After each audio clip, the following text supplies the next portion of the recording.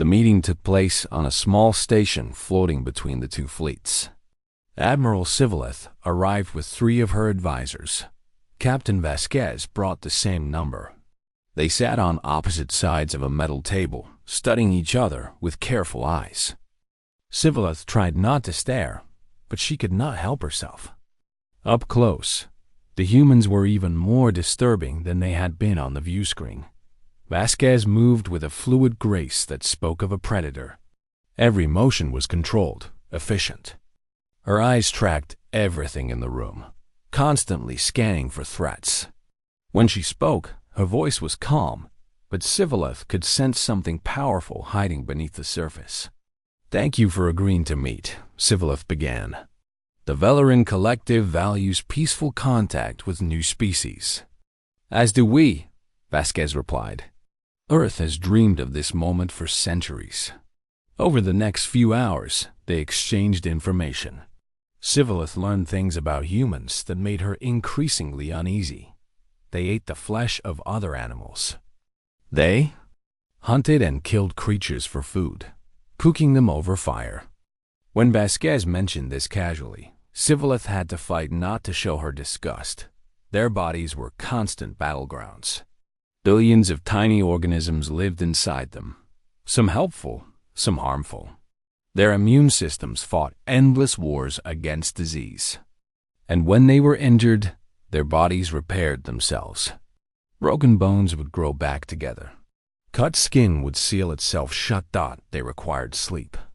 Every day, they lost consciousness for hours at a time, their minds entering a strange dream state. Any Velarin who became unconscious would be considered critically ill. For humans, it was normal, and they had survived conditions that no Velarin could endure. Their ancestors had lived through ice ages, volcanic eruptions, plagues, and famines. They had spread across their entire planet, adapting to every environment. Deserts, mountains, frozen wastelands, dense jungles. Humans lived everywhere. "Your species is remarkable," Sivaleth said carefully.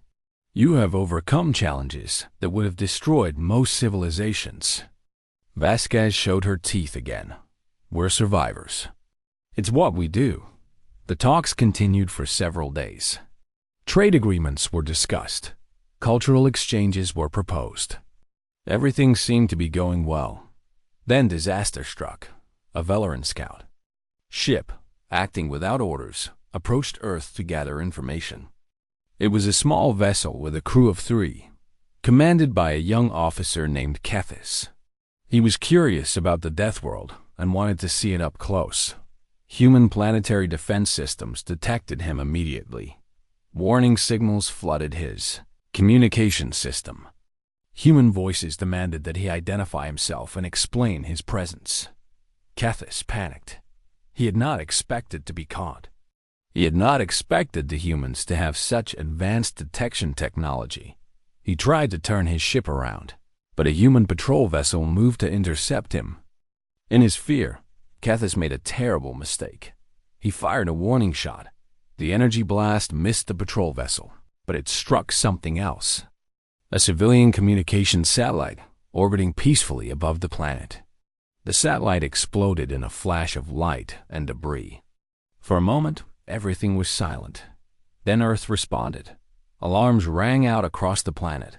Defense networks activated. Military commanders shouted orders.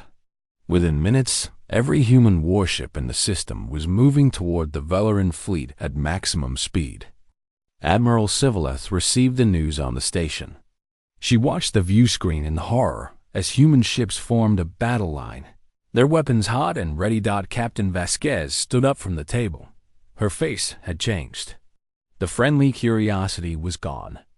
In its place was something cold and hard. "One of your ships just attacked our planet," she said. Her voice was flat, controlled. A civilian target. "It was an accident," Sivaleth said desperately. "An unauthorized action. The officer will be punished severely. Your ship fired on Earth." Vasquez's eyes burned with intensity. "You don't understand what that means to us." Sivaleth did not understand. How could she? She came from a world where war was a distant memory, a thing of the ancient past. Her people had not fought each other in thousands of years.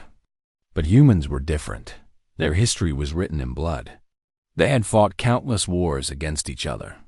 Invasions, conquests, genocides. They had dropped nuclear weapons on their own cities. They had built machines designed only to kill. And now, from their perspective, an alien vessel had just attacked their homeworld. Old memories stirred in the human collective consciousness. Surprise attacks. Pearl Harbor. September 11th. Moments when enemies had struck without warning, killing innocent people. The humans would not wait to be attacked again. "You have one chance to explain," Vasquez said. "Make it count." Sivaleth looked at the view screen. 17 human warships faced her 12 vessels.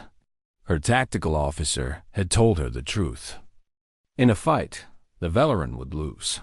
She thought about her crew. She thought about the mission of peace that had brought them here. She thought about the young officer whose panic had caused this crisis, and she made a decision.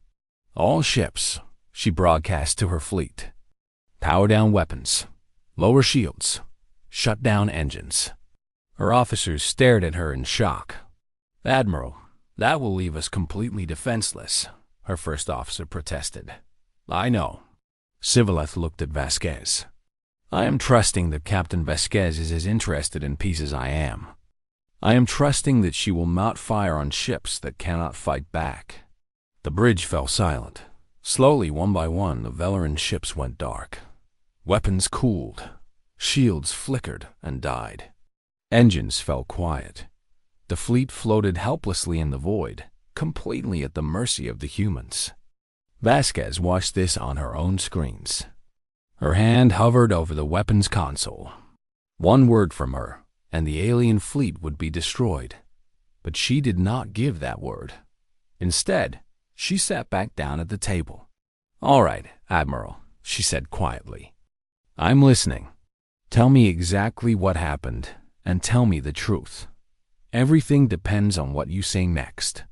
Sivaleth took a deep breath and began to speak. The fate of 2 civilizations hung in the balance. The Velaran fleet emerged from faster-than-light travel at the edge of the system.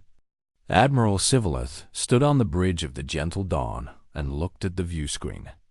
The yellow star burned in the distance, and around it, the planets moved in their ancient dance. Her eyes found the third planet immediately. Even from this distance, she could see that it was different from the survey records. Something had changed in 2,000 years. "Admiral," her sensor officer said, his voice shaking. "You need to see this." The view screen zoomed in on the planet. Sivaleth felt her 4 hearts stop. The Deathworld was surrounded by structures. Massive space stations orbited the planet in neat formations. Satellites filled the space around them, thousands of small objects blinking with lights and signals. And near the planet's largest moon, she could see something that made her blood run cold. Shipyards, enormous construction facilities, building vessels of war. "This is not possible," she whispered.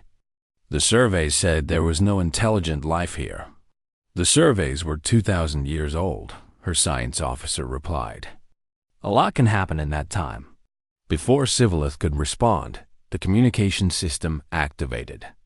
Someone was hailing them. "All vessels, hold position," she commanded. "Open the channel." The view screen flickered, and then a face appeared. Sivaleth had studied many alien species in her long career, but she had never seen anything like this. The creature was bipedal, with 2 arms and 2 legs.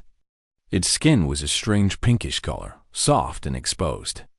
It had hair growing from the top of its head, dark and thick. But its eyes were what disturbed her the most.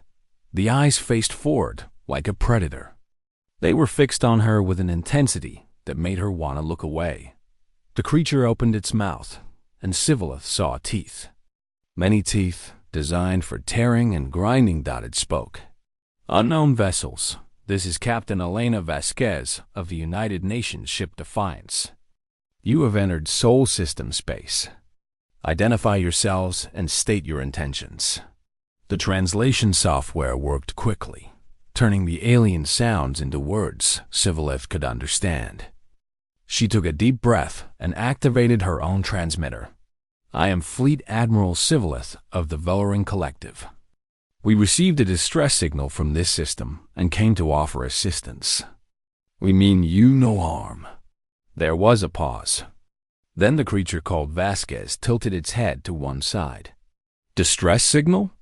We didn't send any distress signal. Sivillith felt confusion wash over her. But we received a transmission. Repeated patterns, mathematical sequences. A clear call for help. Another pause. Then Vasquez's face changed. The corners of her mouth pulled upward, revealing more teeth. The expression was terrifying. Ah, Vasquez said. I understand now. About 6 months ago, we intercepted a signal from outside our system. Some kind of automated emergency beacon. We were curious about its origin, so we rebroadcasted, hoping someone might respond. She showed more teeth. I guess it worked. Sivillith's mind raced. The signal had not been a call for help. It had been bait. These creatures had heard a Velarin emergency beacon and used it to attract attention. You wanted us to come here, she said slowly. We wanted to meet whoever else was out there, Vasquez replied. We've been alone for a long time, Admiral. We've been looking at the stars and wondering if anyone would ever answer. For a moment, Sivillith almost felt relieved. These creatures were not hostile. They were simply curious, like children reaching out into the darkness. Then her tactical officer spoke. Admiral, I'm counting 17 warships in formation around the planet. They're powering up weapons. Sivillith looked at the view screen. The human ships were moving into position around her fleet. They were ugly vessels, nothing like the elegant curves of Velarin design. They were angular, covered in thick armor plating. She could see gun turrets, missile launchers, and other weapons she did not recognize. Captain Vasquez, she said carefully, we notice your ships are arming themselves. Vasquez's expression did not change. Standard protocol when unknown vessels enter our space. I'm sure you understand. Of course. Sivillith kept her voice calm. Perhaps we could arrange a meeting. Face to face. I would like to discuss peaceful relations between our peoples.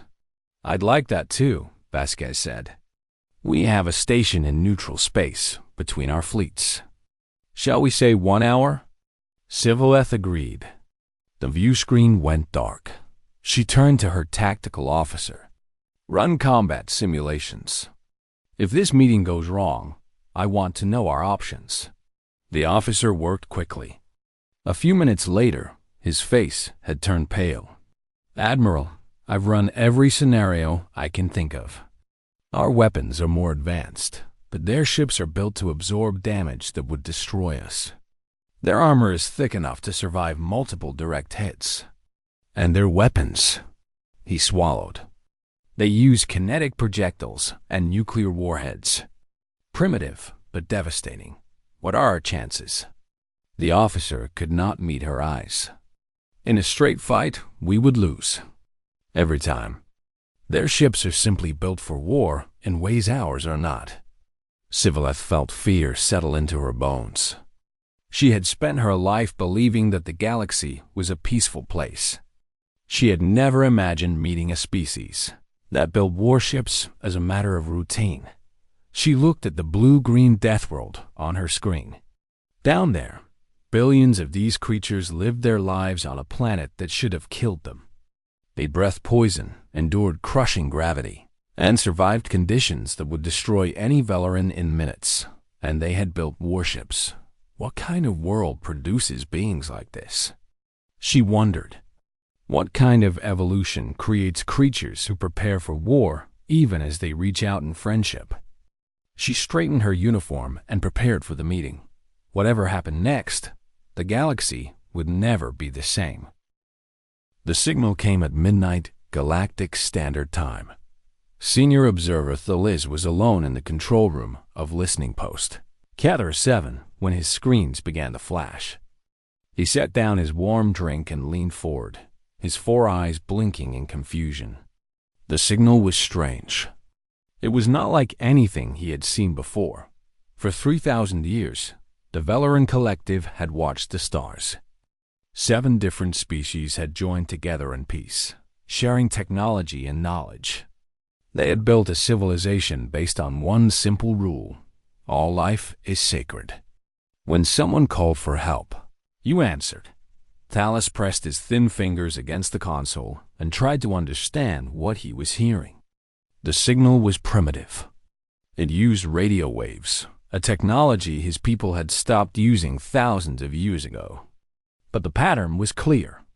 It was mathematics, universal language. And it repeated the same message over and over again. Help. We are here. Help. His 4 hearts began to beat faster. A new species. Someone out there in the darkness was calling for help.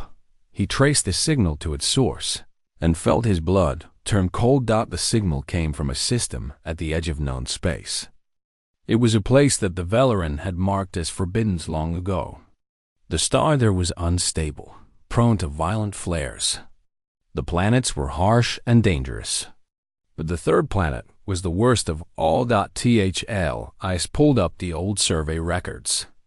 They were more than 2,000 years old, written by explorers who had briefly visited the system and then fled in horror. The 3rd planet was classified as a Class 12 death world. It was a nightmare. The gravity was crushing, nearly 10 times what the Velaran considered comfortable. The atmosphere was filled with oxygen, a gas so reactive that it could burn metal over time. The weather was violent and unpredictable. Massive storms swept across the surface. The ground itself shook and split open without warning. Water covered most of the planet, and that water was filled with predators. Everything on that world was designed to kill. The old survey team had watched from orbit and recorded what they saw. Creatures with hundreds of teeth hunting in the oceans. Packs of predators chasing prey across endless plains. Even the plants were dangerous, filled with poisons and sharp thorns. The survey team had concluded that no intelligent life could ever evolve on such a world. The conditions were simply too harsh. Any species that tried to develop there would be killed long before it could build a civilization. And yet, someone was sending a signal. Thales sent his report to the High Council immediately. The council met within hours. The great chamber on the homeworld, filled with representatives from all 7 species. They were a diverse group. Some were tall and thin, built for low gravity. Others were small and quick, with many limbs. But they all shared the same values. They all believed in helping those in need. Fleet Admiral Sivaleth stood before them. She was old for her kind. Her blue skin faded to pale silver. She had spent her life building peace, not fighting wars. She was known throughout the collective as a diplomat, a healer of conflicts. The signal is real, she said. Someone is calling for help from the death system. The chamber erupted in worried voices. Some demanded caution. The death system was dangerous. What if it was a trap? What if whatever lived there was hostile? But others argued for compassion. Someone was calling for help. How could they ignore that call? What kind of civilization would they be if they left someone to suffer alone? In the end, compassion won. We will send a fleet, the High Council decided. A rescue mission. We will find whoever is calling and offer them aid. Admiral Sivaleth was given command. She chose 12 ships for the mission. Her flagship was the Gentle Dawn, a massive vessel built for mercy and healing. It carried medical supplies, food, and emergency shelters.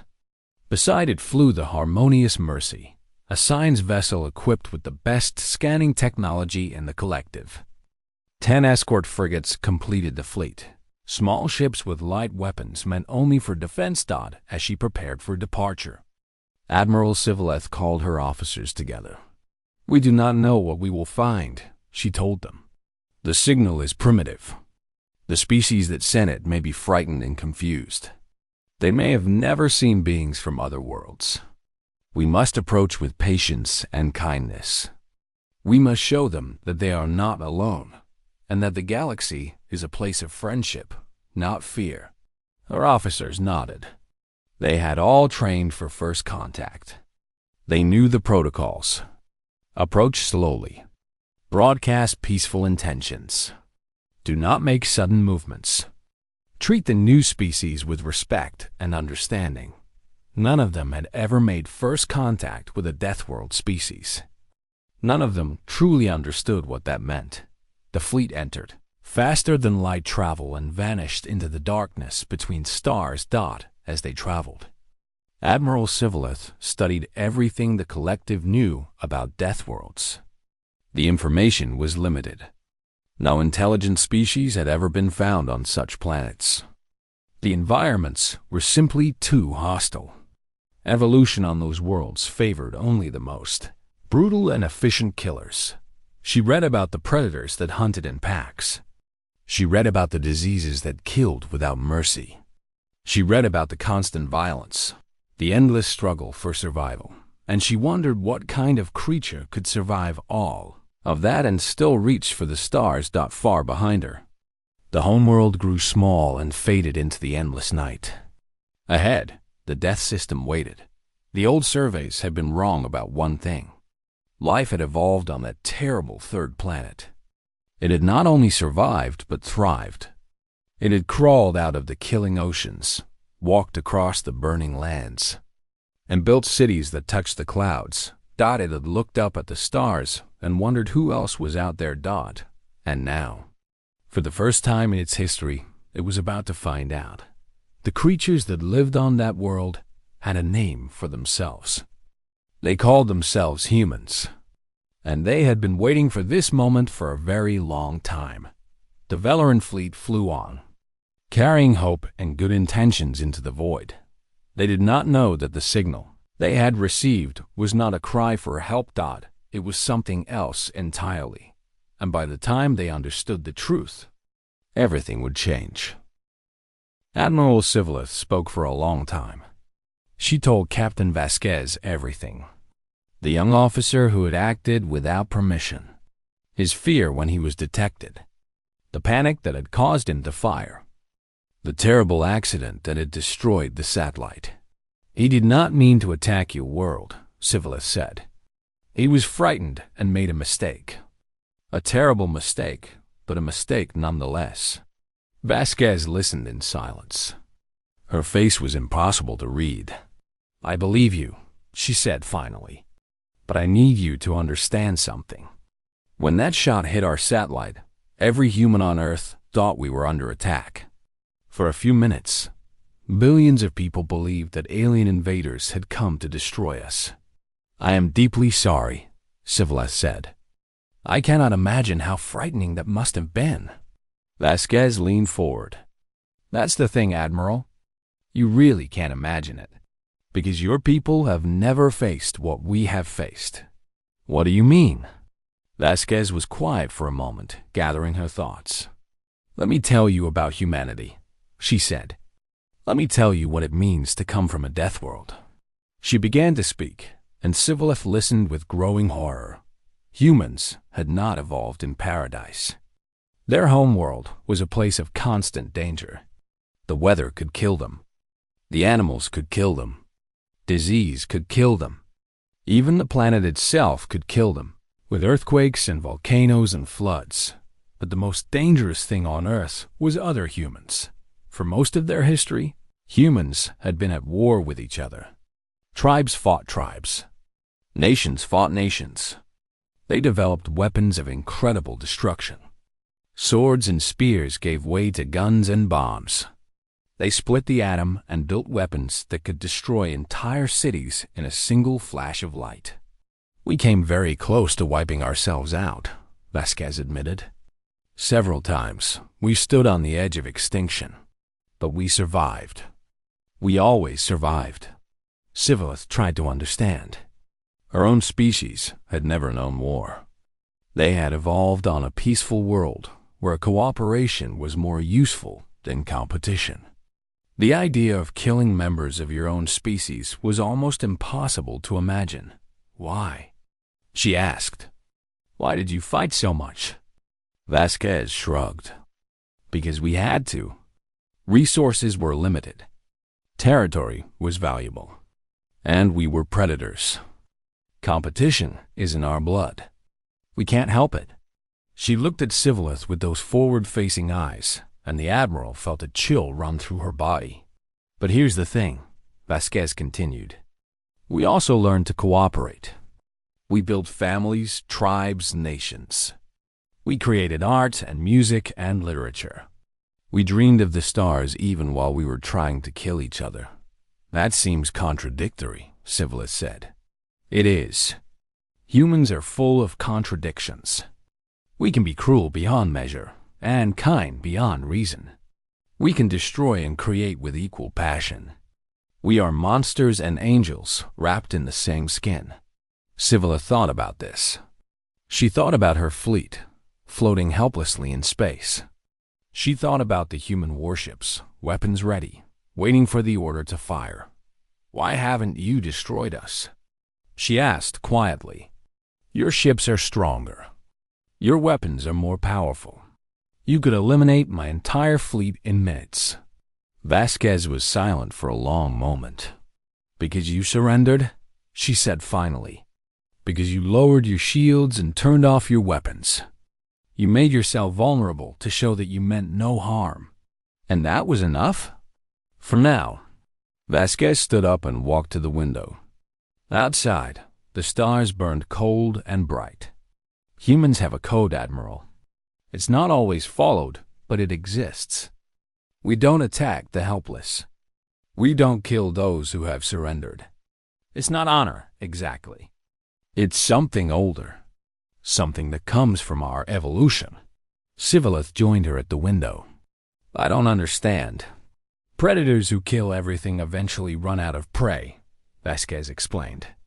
At some point, our ancestors learned that cooperation was more efficient than constant warfare. We developed rules, laws, ethics. We learned to show mercy. She turned to face Sivillith directly. When you lowered your shields, you triggered something deep in our psychology. You showed submission. You showed trust. And something in us responded to that. Sivillith felt tears forming in her 4 eyes. I was terrified, she admitted. I thought you might destroy us anyway. I almost did, Vasquez said honestly. When I saw that satellite explode, every instinct told me to fight. To attack. To protect my home at any cost. What stopped you? Vasquez smiled, and for the first time, Sivillith did not find the expression frightening. You did, the human said. You trusted me. You bet your life and the lives of your crew on the hope that I would be reasonable. That took courage, Admiral. More courage than fighting would have taken. Sivillith looked at this strange creature standing before her. A predator. A survivor of impossible conditions. A being whose ancestors had waged terrible wars and committed unspeakable acts of violence. And yet, here she was, talking, listening, choosing peace over destruction. I came here to help you, Sivillith said. We thought you were in danger. We wanted to offer assistance to a species in need. I know, Vasquez replied. And that means something to us. You didn't know who we were or what you would find. You just came because someone called for help. She extended her hand, and Sivillith stared at it in confusion. It's a human gesture, Vasquez explained. A greeting between equals. You take my hand and shake it. Slowly, Sivillith reached out and wrapped her thin fingers around Vasquez's hand. The human's grip was warm and strong. Welcome to the galaxy, humanity, Sivillith said. Thank you for finding us, Vasquez replied. Outside the window, 2 fleets waited in the darkness. But the weapons stayed silent, and the shields stayed down. Something new was beginning. The crisis was over, but the work was just beginning. Captain Elena Vasquez sent a message to Earth Command, explaining everything that had happened. She told them about the Velarin Collective, about the 7 peaceful species who had built a civilization among the stars. She told them about the accident, the fear, and the moment when Admiral Sivaleth had chosen trust over caution. The response from Earth was cautious but hopeful. "Proceed with diplomatic relations," the message said. "But be careful. We don't know these aliens yet. We don't know if we can trust them." Vasquez understood the concern. Humans had been betrayed many times throughout their history. They had learned to be suspicious of strangers, to watch for hidden dangers. It was hard for them to accept friendship at face value, but she had looked into Sivaleth's 4 eyes. She had seen the fear there and the courage that overcame it. She believed the Admiral was sincere. On the Velarin side, similar conversations were taking place. Admiral Sivaleth reported to the High Council about humanity. She described their history, their biology, their capacity for both violence and compassion. She told them about the warships and the weapons, but also about the handshake and the trust. The council was divided. "These creatures are dangerous," one member argued. "They evolved on a death world. They have waged wars against each other for thousands of years. What happens when they turn that aggression outward, toward us?" "But they didn't attack us," another member replied. "They had every reason to destroy our fleet, and they chose peace instead. Perhaps Deathworlders are not as mindless as we believed." The debate went on for days. In the end, the council made a decision. They would attempt peaceful relations with humanity, but with caution. Human ships would be allowed in collective space, but only unarmed diplomatic vessels at first. Cultural exchanges would be permitted, with careful monitoring.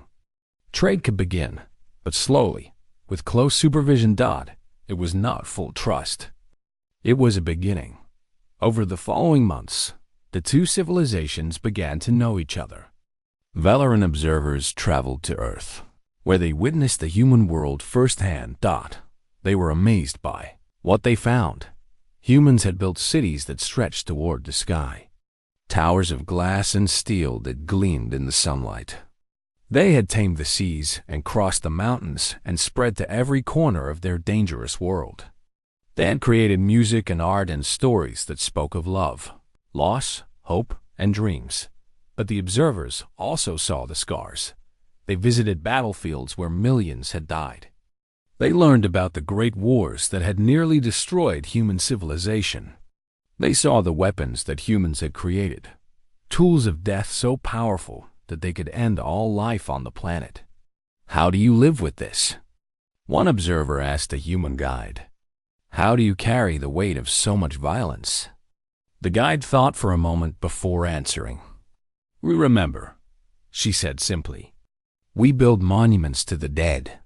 We teach our children about the mistakes we made, and we try to do better." It was not a perfect answer, but it was an honest one. Human scientists visited Velarin worlds as well. They marveled at the beauty of the peaceful planets, the harmony between species, the technology that had developed without the pressure of war. "You've built something amazing," one scientist told his Velarin hosts. "A civilization based on cooperation instead of conflict." "It was not always easy," his host admitted. "We made mistakes too. But we learned that working together was more productive than fighting." The scientist nodded. "We're starting to learn that lesson ourselves. It's taking us a long time." Slowly, trust began to grow. The Velarins stopped seeing humans as monsters and started seeing them as survivors. Beings who had faced impossible challenges and refused to give up. Creatures who carried darkness inside them but constantly struggled toward the light. And the humans stopped seeing the Velarin as weak and started seeing them as wise. A civilization that had found peace without losing its strength. A model of what humanity might become if they ever learned to stop fighting themselves 1 year after first contact, the two civilizations signed a formal treaty of friendship. It was held on the station where Civilith and Vasquez had first met face to face, where the crisis had nearly destroyed all hope of peace. Representatives from both sides gathered. Speeches were made. Promises were given. At the end of the ceremony, Admiral Civilith approached Captain Vasquez. "Thank you," the Valoran said, "for listening, for giving us a chance." Vasquez smiled.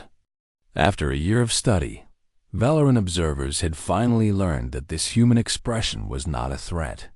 "Thank you for trusting me," Vasquez replied. "That was the bravest thing I've ever seen anyone do." Civilith looked out the window at the stars. Somewhere out there, the 7 worlds of the collective continued their peaceful existence. Somewhere out there, Earth turned slowly beneath the sun, its billions of humans dreaming of the future.